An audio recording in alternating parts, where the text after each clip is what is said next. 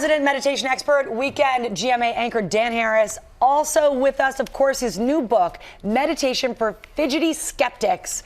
I named that for you. Thank you. And I'll take that because it's true.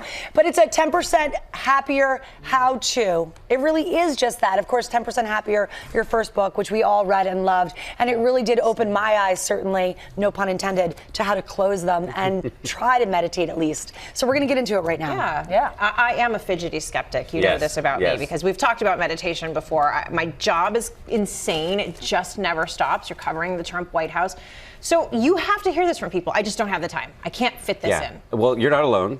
Not all of us cover the Trump White House, but we all feel time-starved. And in writing this new book, Meditation for Fidgety Skeptics, I did this crazy thing where we took a cross-country road trip and went all over the country in 12 days, which I don't recommend doing. And we met, the goal was to meet people who want to meditate but aren't actually doing it. And the number one issue we heard is, I don't have time to do this. And the good news is, I firmly believe that 1 minute counts. And we have a lot of 1 minute meditations on our app. And I really believe this does not require 2 hours a day, moving into a monastery or anything like that. 1 minute is enough to derive a lot of the benefits. We can all find a minute. Right? Yeah, exactly. I usually can find 17 minutes. That's how long it takes me to get from on the one train from my apartment to uptown. And I find, because I just get so scattered in my life doing other things, that when I'm sitting in the subway, instead of looking at my phone, that's the time when I try to close my eyes and I have a little mantra. Does that count if I'm on the subway? Absolutely. As I said, you don't have to find a pristine, quiet place. You don't have to live in a monastery. Meditation is eminently portable. You can do it on the subway. You can do it on an airplane. You can do it in your office. You can do it in your car. As long as you're not actually driving. You do it in the White House briefing room? Probably not.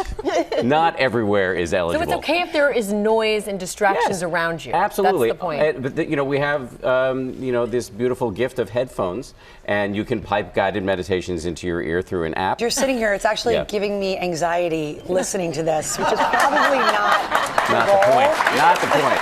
Yeah. Because I just don't think a lot of us know how to do it. Yes, you and I were talking about this the other day. Another huge issue, when I found this when I did the cross-country tour, is people say, I can't clear my mind. And as I like to tell people, clearing your mind is impossible unless you're enlightened or you have died.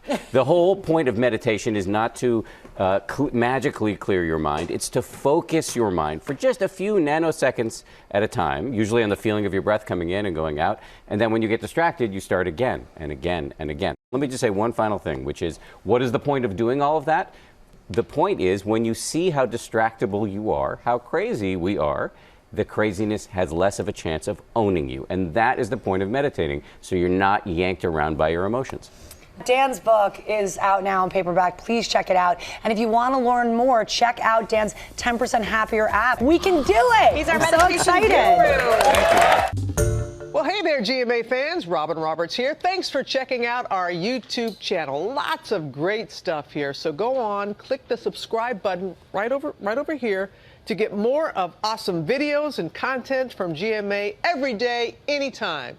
We thank you for watching, and we'll see you in the morning on GMA.